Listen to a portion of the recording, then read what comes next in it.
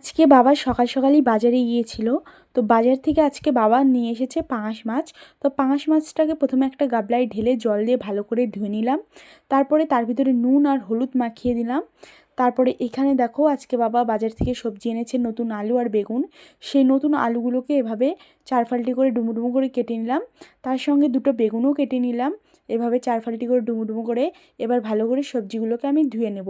তারপরে এবার একটা কড়াইতে তেল দিলাম, দিয়ে দিলাম সেই কেটে রাখা বেগুনগুলোকে নুন আর হলুদ দিয়ে ভালো করে ভেজে তুলে নেব। তারপরে এবার সেই কড়াই যে তেলটা ছিল সেই তেলের ভিতরে জিরে ফোড়ন দিয়ে সেই কেটে রাখা আলুগুলোকে দিয়ে নুন আর হলুদ দিয়ে ভালো করে ভেজে তার ভিতরে দিয়ে দেবো মশলাটা আদা আর কাঁচা লঙ্কা বাটা।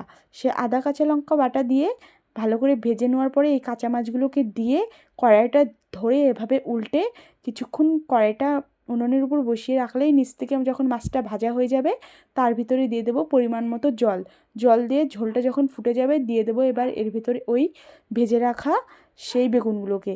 তারপরে দিয়ে দেবো এখানে বেটে রাখা মশলা। তাহলেই তৈরি হয়ে যাবে আমাদের